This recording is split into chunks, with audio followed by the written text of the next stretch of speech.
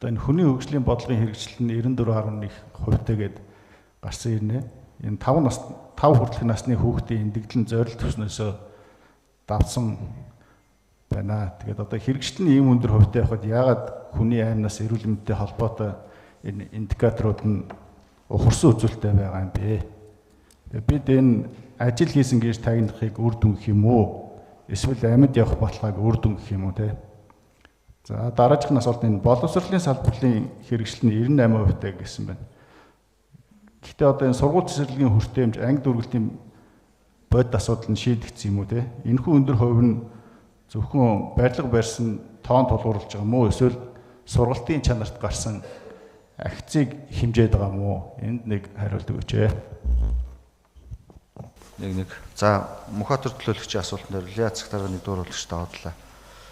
За хүний хөгжлийн бодлого дээр 164 арга хэмжээ одоо 94.1 гэдэг нь засгийн газрын тогтоосон 43 дугаар тогтоолын 1-р хавсралтаараа ажиллаа өөрөө үнэлээд дүнд тавина гэдэг одоо яг тодорхой заасан журам байдаг. Төрөөгөөрөө үнэлж байгаа болохоос биш. Яг арга хэмжээнүүд дээр нөгөө тэдэг хүүхдийн эрүүл мэнд тийм байдлаар сайжирнаа.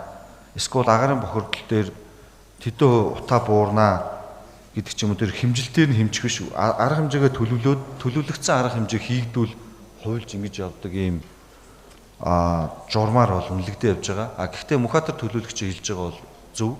Бид нар ямар нэгэн арга хэмжээ хийхдээ яг тэр одоо төлөвсөн арга хэмжээнээс нийгэмдэр одоо яг ямар өөрчлөлт гарав гэх те. Жишээлбэл агаарын бохирдол тэдэн өөр буурлаа, хүүхдийн өвчлөлт тэдэн өөр буурсан байна гэх мэт бол хэмжиж явах ёстой. Гэхдээ энэ дээр яг ингээд арга хэмжээ бүр дээр яг үнэлэгдээд ингээд тайлагнаад явхад тодорхой хэмжээний тус бүр дээр нэмэлт одоо хэмжилт албан ёсны баталгаажсан стандартын хэмжилтүүдийг шаарддаг. Энэ өөрөө их ажлын объем ихтэй. Одоо ч илүү сургалт нөлөөллийн ажлууд дээр бид нар 1.3 сая хүн дээр сургалтыг зохион байгуулна гэж эрцээр хэмжиж эрцэн 1.3 саятай хүрсэн бол 219 байгууллага дээр 1.3 сая хүн дээр бол сургалт хийсэн бол тэр ажлаа 100% хийсэн гэж бол дүгнэж байгаа. Тэр 219 цэцэрлэг дээр 1.3 сая хүнийг хамруулж сургалт хийсний нийгмийн нөлөөлөл төр бол байгууллагууд дээр бол тус бүрт нь бол гаргасан бол үзүүлэлтүүд байгаа. Гэхдээ нэгдсэн журмаараа бол ингээд үзүүлэлтүүдийг